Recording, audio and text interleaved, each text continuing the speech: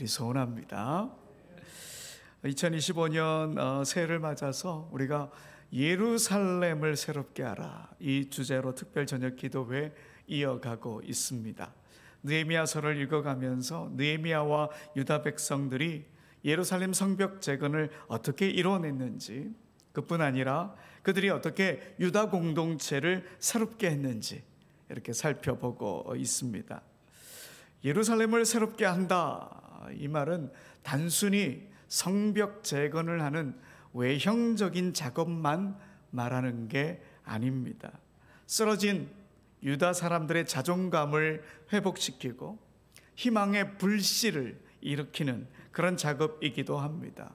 그리고 유다 공동체 안에서 사람들의 삶을 회복시키고 서로를 세우는 일이기도 합니다. 느헤미야는 이렇게 예루살렘을 새롭게 하는 목표를 향해 나아가고 있습니다. 먼저 느헤미야와 유다 백성들 온 힘을 다해서 성벽 재건에 나섰습니다. 남녀노소 가리지 않고 자발적으로 나와서 성벽 재건에 힘을 쏟았습니다. 외부의 방해와 위협도 무릅쓰고 지혜롭게 그것을 극복하며 두려움을 믿음으로 이겨내며 그렇게 성벽을 완성해 나가고 있습니다.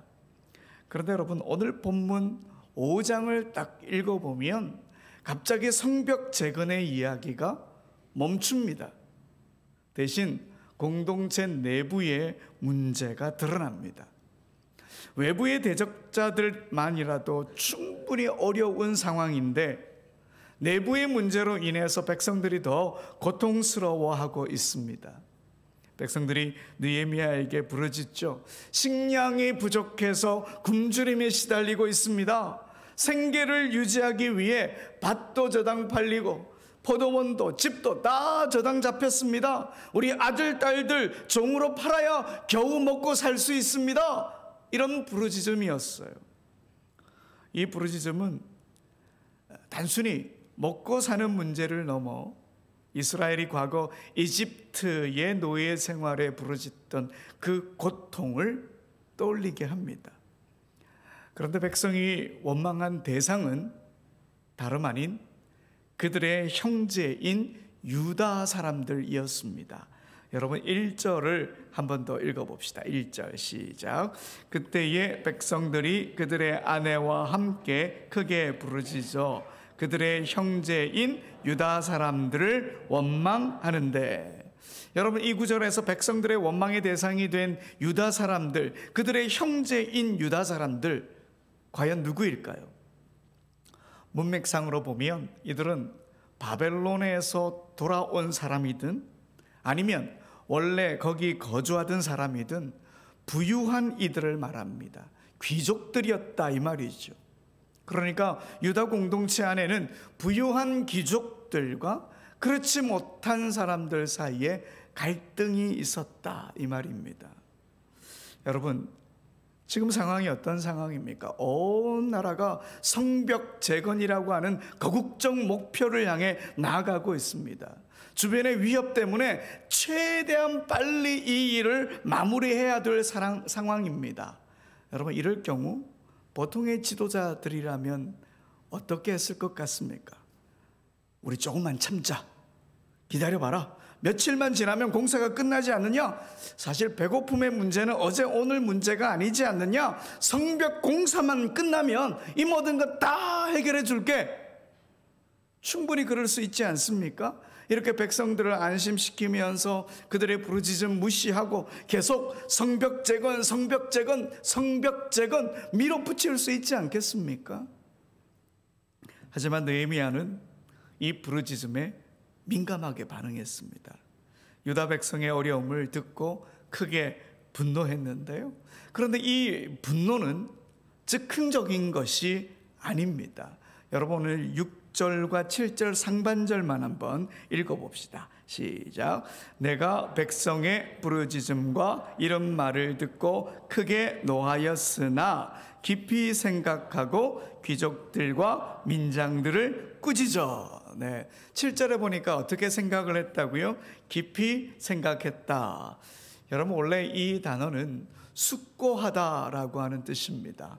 왕이 백성을 잘 다스리기 위해 신하들과 상의하는 것을 의미하는 단어입니다. 그런데 이 구절에서는 묻는 대상, 상의하는 대상이 누구냐? 신하가 아니라 자기 마음입니다. 자기 자신과 아주 깊이 의논했다, 이 말입니다. 이렇게 깊이 계획하지 않았다면 아마 자신의 감정을 다 쏟아내었을 것입니다. 그러나 깊이 생각하고 계획했기에 감정만 쏟아놓는 게 아니라 나라를 바로 세우기로 결단을 한 것이죠. 일단 느헤미야는 성벽 공사를 멈췄습니다. 백성들을 한자리에 모이라 그랬습니다. 그리고 작심하고 귀족들과 관리들을 단호히 꾸짖었습니다. 가진 자들을 꾸짖은 거지요. 그리고 강력한 조치를 내립니다. 형제들에게 이자를 받는 일 하지 마라. 밭과 포도원, 감람원과 집 모두 다 돌려주어라. 비싼 이자 받았던 것 다 돌려주어라. 여러분, 이런 조치는 느헤미야의 어떤 권력이 아주 강해서 이렇게 조치를 내린 것 아닙니다. 이런 조치는 하나님께서 모세에게 일러주신 하나님의 말씀이었고 원래 이스라엘 공동체의 법이 이랬습니다. 그런데 이들이 잊어버린 것이죠. 출애굽기 22장 25절에 보면 이스라엘 사람은 동족 이스라엘 사람에게 돈을 빌려주어도 이자를 받지 말아야 합니다. 또 레위기 25장에 보면 동족 이스라엘 사람을 노예로 파는 것 금하고 있습니다. 느헤미야는 하나님의 말씀에 따라 이런 단호한 조치를 내렸고 모두 이 조치를 그대로 따르기도 했습니다. 유다 사람들도 참 대단하다는 생각이 듭니다. 잘못되었다고 꾸짖자 바로 회개하며 하나님의 말씀으로 돌아오지 않습니까? 오늘 보면 13절 한 번 더 봅시다. 13절에 보면요, 내가 옷자락을 털며 이르기를 이 말대로 행하지 아니하는 자는 모두 하나님이 또한 이와 같이 그 집과 산업에서 털어버리실지니 그는 곧 이렇게 털려서 빈손이 될지로다 하매 회중이 다 아멘 하고 여호와를 찬송하고 백성들이 그 말한 대로 행하였느니라. 여러분, 이 아멘이요 사실은 아주 살벌한 아멘입니다. 이렇게 꾸짖자 하나님 앞에 바로 서겠다. 그렇게 하지 않으면 어떤 대가도 다 치르겠다. 빈손이 되어도 좋다. 그러면서 하나님 앞에 아멘 응답하지 않습니까? 참 유다 사람들이 부럽기도 합니다. 꾸짖을 때 이 핑계 저 핑계 대지 않고 자신의 잘못을 곧바로 인정하니까요. 어쨌든 느헤미야는 예루살렘 성벽을 재건하는 목표 앞에서 유다 백성들의 고통을 외면하지 않았습니다. 목표보다는 사람이 먼저라는 거죠. 사랑으로 하나 된 공동체가 먼저다. 이걸 느헤미야가 알았던 겁니다. 여러분 한번 생각해 보십시오. 성벽을 재건하고 예루살렘을 새롭게 하는 것, 과연 누구를 위한 것입니까? 유다 백성들을 위한 거예요. 성벽 재건으로 특혜를 받는 사람 누구입니까? 유다 백성들이에요. 지금 성벽 재건을 위해서 한 손에는 도구를 쥐고 한 손에는 무기를 잡고 땀을 뻘뻘 흘려가며 일하는 그 유다 백성, 그들을 위한 이 모든 일입니다. 그러니 그들의 부르짖음과 고통을 느헤미야가 외면할 수 없었던 겁니다. 느헤미야는요, 목표 지상주의의 삶을 살지 않았습니다. 사람이 중요했고 백성이 중요했습니다. 예루살렘을 새롭게 하라는 하나님의 명령을 제대로 이해한 하나님의 마음을 가진 하나님의 사람이었습니다. 흔히 목표를 달성하기 위해 공동체 구성원을 도구로 보는 경향이 있습니다. 그래서 목표만 달성하면 된다, 이 생각으로 일을 추진합니다. 그런데 구성원 내부 문제를 잘 해결하지 못하면 이 목표가 달성되기 어렵습니다. 행여 달성된다 하더라도 목표가 달성된 이후에 공동체가 와해되는 것을 우리가 종종 보게 됩니다. 지난 2014년 브라질에서 월드컵이 개최됐는데요. 월드컵을 앞두고 브라질 정부는 도시를 정비한다 그 명목으로 빈곤층이 거주하던 지역을 강제로 철거했습니다. 그 결과 25만 명 이상이 강제로 퇴거당했고 적절한 보상 조치도 받지 못한 채 천막천으로 내몰렸습니다. 거기서 불안정한 생활을 이어갈 수밖에 없었습니다. 더 큰 문제는 뭐냐?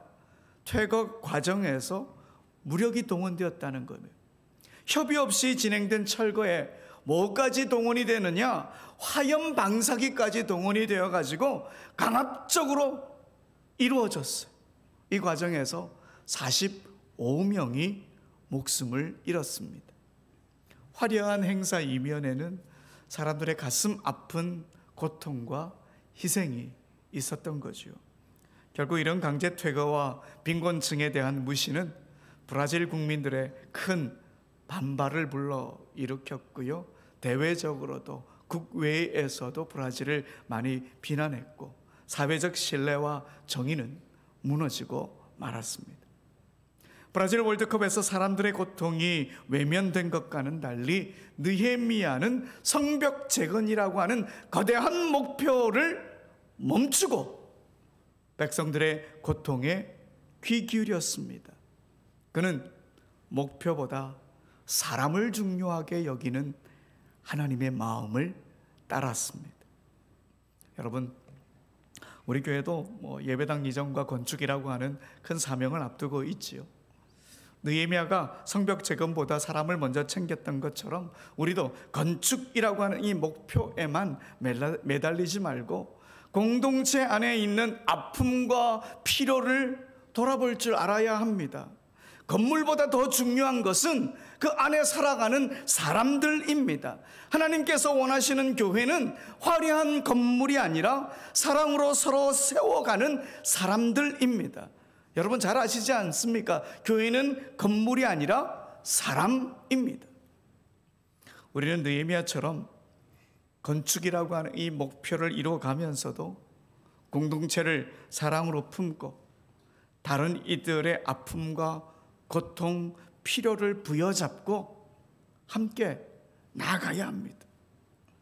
어제 기도회 때도 두려움을 믿음으로 이겨나가는 것을 공동체가 함께 해야 된다, 그렇게 은혜를 나누지 않았습니까?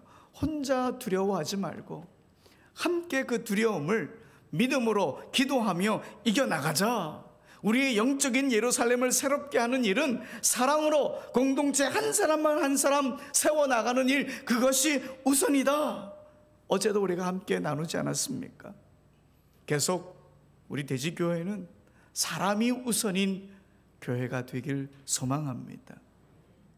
사실 예배당 이전과 건축이 계획되면서 오래된 지금 이 건물에 대해 많은 투자를 하지 못하고 있습니다. 영상 시스템이라든지 음향 시스템이라든지 손보고 싶은 게 한둘이 아닙니다. 여러분과 함께 조금 더 쾌적한 환경에서 모임을 갖고 싶고, 누군가 그랬다고 그래요. 친구를 우리 교회 데려오기가 좀 미안하다고. 우리 교회에 와가지고 시설이 이래가지고 바로 그 다음 주부터 안 올 것 같다고. 그런 분이 계시면 말씀하십시오. 교회는 건물이 아니다. 교회는 사람이다. 대지교회는 사람이 참 좋다. 하나님의 마음을 닮은 사람이 가득하다. 이러면서 모셔오십시오. 전도하십시오. 사실 바꾸고 싶은 마음이 얼마나 많이 있겠습니까? 우리 모두가 그런 마음을 갖고 있죠. 여러분, 시설을 바꾸는 일은 못한다 하더라도 사랑으로 사람을 세우고 공동체 한 사람 한 사람에게 관심을 갖는 일은 우리가 계속해야 합니다. 혹시 우리 가운데 고통받는 연약한 이들은 없는지 우리가 살펴야죠. 누군가의 그 부르짖음에 귀 기울여야 합니다. 함께 손잡고 기도해야 합니다. 함께 울고 함께 슬퍼하고 함께 보담아주고, 우리 대지교회 공동체가 서로의 고통에 관심을 더 기울이고요, 사랑으로 서로를 세워주는 그런 공동체가 되어야 합니다. 사도 바울이 갈라디아 지역에 있는 교회들에게 편지를 써서 보내는데요, 이렇게 말합니다. 우리 크게 한번 읽어봅시다. 시작. 너희가 짐을 서로 지라. 그리하여 그리스도의 법을 성취하라. 아멘. 서로에게 관심을 갖고 서로의 무거운 짐을 서로 지라, 그렇게 이야기하지 않습니까? 그것이 어떤 결과로 이어진다고요? 그리스도의 법을 성취하는 길이다. 그리스도의 법을 이루는 길이다. 이렇게 말합니다. 그러면 여러분, 여기서 그리스도의 법이 뭘까요? 한마디로 말하면 사랑입니다. 주님께서 우리에게 말씀해 주신 것이 무엇입니까? 사랑이지 않습니까? 사랑. 조금 더 구체적으로 말한다고 그러면 예수님의 삶일 것이고, 예수님의 행동일 것이고, 예수님의 말씀이고, 예수님의 메시지이겠죠. 그런데 이 모든 것을 완성하는 것이 뭐라고요? 서로의 짐을 지는 거예요. 여러분, 우리는 예수 그리스도를 따르는 그리스도인입니다. 그리스도인다운 삶은 서로의 짐을 함께 지는 것입니다. 우리 예수님께서 그렇게 하신 것처럼 말이죠. 특별히 여러분들께 부탁할 게 또 하나 있습니다.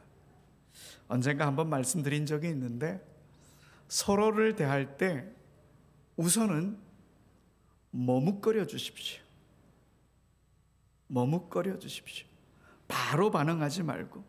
오늘 본문 7절에 보면요, 느헤미야가 깊이 생각했다 그러지 않습니까? 깊이 생각했다. 이게 바로 머뭇거림입니다. 20세기 프랑스의 철학자인 시몬 베유가 그런 말을 했습니다. 우리가 사랑 가운데 서로를 대하기 위하여 필요한 태도가 있는데 머뭇거림이다. 머뭇거림. 여러분, 우리는 특히 말이 빠른 편입니다. 그래서 알지 못하는 것도 머뭇거리지 않고 단번에 안다 대답하기도 하지요. 함부로 속단하고 단정지어 말하기도 합니다. 다른 이들의 말도 너무 빨리 끊어버립니다. 환심을 사기 위해 즉각적으로 반응하고 싫은 내색도 곧바로 표현합니다. 그렇게 해야 되는 줄 압니다. 여러분, 조금 머뭇거리게 되면 한 번 더 생각하게 되는 것이죠. 그러면 서로를 더 이해하고 서로를 더 배려하게 됩니다. 요한복음 8장에 보면 종교 지도자들이 가늠한 여인을 붙잡고 예수님께로 돌아오죠. 예수님을 시험하기 위해, 예수님을 시험에 빠뜨리기 위해, 모세의 율법대로라면 여자를 돌로 쳐야 되는데 예수님께 어떻게 해야 되겠습니까? 묻죠. 그때 우리 예수님 뭐라고 하십니까? 어떻게 하십니까? 머뭇거렸어요. 몸을 굽혀서 손가락으로 땅에 뭔가를 쓰셨지요. 흥분하고 있는 이들을 진정시키시고, 또 붙잡혀 와가지고 떨고 있는 이 여인을 진정시키시고, 그런 시간이었어요. 이 머뭇거림 후에 주님이 말씀하십니다. 너희 중에 죄 없는 자가 돌로 치라. 여러분, 서로를 이해하기 위해 조금 더 머뭇거려 주시고, 조금 더 깊이 생각해 주시고, 조금 더 이해해 주시기 바랍니다. 예수님의 마음으로, 그리고 예루살렘을 새롭게 하기 위해 힘썼던 느헤미야처럼 말이죠. 그러나 여러분, 머뭇거린다라고 하는 것은 단지 행동을 미루는 것이 아닙니다. 머뭇거린다고 하는 것은 상대방의 마음을 이해하고 하나님의 뜻을 분별하기 위한 시간입니다. 그러면 그 이후, 머뭇거린 후 우리가 해야 할 일은 빨리 해야 합니다. 단호했던 느헤미야처럼 하나님의 말씀에 옳지 않다 이렇게 판단되면 말씀을 온전히 이루어내기 위해 행동은 빨라야 합니다. 그래야 사람을 살릴 수 있지요. 여러분, 느헤미야는 성벽 재건이라는 목표를 잠시 멈추고 백성들의 부르짖음에 귀 기울였습니다. 그는 목표보다 사람을 우선하며 사랑으로 공동체를 세워나갔습니다. 우리도 목표나 일이 가장 중요하다고 사람을 외면하지 않기를 바랍니다. 고통받는 지체의 아픔을 함께 나누고 서로의 짐을 또 지고 서로를 세워주는 사랑의 공동체가 됩시다. 때로는 머뭇거림도 필요하겠지요. 그러나 그 이후 행동은 신속하게 합시다. 그럴 때 하나님께서 우리의 영적 예루살렘을 새롭게 하실 것입니다. 예루살렘을 새롭게 하라. 사랑으로 새롭게 하라. 주님의 이 말씀을 붙들고 사람을 소중히 여기는 우리 대지교회가 되길 간절히 소원합니다. 오늘은 특별히 우리가 기억하고 기도해야 될 분을 소개해 드리려고 합니다. 요양원에서 혹은 집에서 요양 중에 계신 우리 믿음의 어르신들입니다. 오랫동안 뵙지 못한 분들도 계실 것입니다. 이 시간은 그분들 기억하는 시간, 그리고 함께 기도하는 시간을 가졌으면 좋겠습니다. 먼저 사진을 보시면서 기록된 기도문을 우리가 소리내어서 함께 기도하겠습니다. 김우만 장로님 지금 요양병원에 계신데 사람을 알아보지 못하십니다. 1934년생이고요. 요즘 나이 계산으로 보면 90세지만 우리 옛날 한국 나이로 보면 92세 정도 되겠죠. 우리 김우만 장로님, 우리 옆에 나와 있는 기도 제목은 다 똑같습니다. 우리가 크게 한번 장로님을 기억하면서 우리가 소리내어 기도하겠습니다. 시작. 하나님, 김우만 장로님을 기억하여 주시고 주님의 능력과 사랑과 평안으로 함께 하옵소서. 아멘. 이제 문차순 권사님도 뵌지 오래되셨죠? 권사님도 1934년생입니다. 우리 권사님도 요양원에 계신데요. 우리 권사님을 기억하면서 우리 권사님을 위해서도 크게 외치겠습니다. 시작. 하나님, 문차순 권사님을 기억하여 주시고 주님의 능력과 사랑과 평안으로 함께 하옵소서. 아멘. 우리 박남규 권사님 1925년생입니다. 100세가 넘으셨습니다. 요양원에 계신데요. 우리 권사님을 기억하며 또 크게 외치며 기도하겠습니다. 시작. 하나님, 박남규 권사님을 기억하여 주시고 주님의 능력과 사랑과 평안으로 함께 하옵소서. 아멘. 이제 윤영옥 권사님이십니다. 윤영옥 권사님 요양원에 계신 지 꽤 오래되셨죠. 1928년생이고 우리 한국 나이로는 98세 되십니다. 우리 권사님 기도하는 자리를 기억하시면서 우리 권사님을 위해서도 크게 외치며 기도하겠습니다. 시작. 하나님, 윤영옥 권사님을 기억하여 주시고 주님의 능력과 사랑과 평안으로 함께 하옵소서. 아멘. 이상수 집사님 지난주에 교회 나오셨지요. 그래도 요양원에 계속 계십니다. 한국 나이로 올해 이제 90세가 되셨습니다. 우리 집사님을 기억하면서 하나님의 능력을 구합시다. 크게 외치겠습니다. 시작. 하나님, 이상수 집사님을 기억하여 주시고 주님의 능력과 사랑과 평안으로 함께 하옵소서. 아멘. 이제 정설자 권사님이십니다. 1927년생이고요. 한국 나이로 이제 98세 되십니다. 우리 권사님은 집에서 교양하고 계십니다. 우리 정설자 권사님 기억하면서 또 함께 크게 외치시겠습니다. 시작. 하나님, 정설자 권사님을 기억하여 주시고 주님의 능력과 사랑과 평안으로 함께 하옵소서. 아멘. 한복래 성도님이십니다. 32년생이고요. 한국 나이로 94세 되십니다. 지금 요양원에 계십니다. 우리 한복래 성도님을 기억하며 또 크게 외치며 기도하시겠습니다. 시작. 하나님, 한복래 성도님을 기억하여 주시고 주님의 능력과 사랑과 평안으로 함께 하옵소서. 아멘. 우리 이 시간은 우리 김환 장로님, 문차순 권사님, 박남규 권사님, 윤영옥 권사님, 이상수 집사님, 정설자 권사님, 한복래 성도님을 위해 함께 기도하려고 합니다.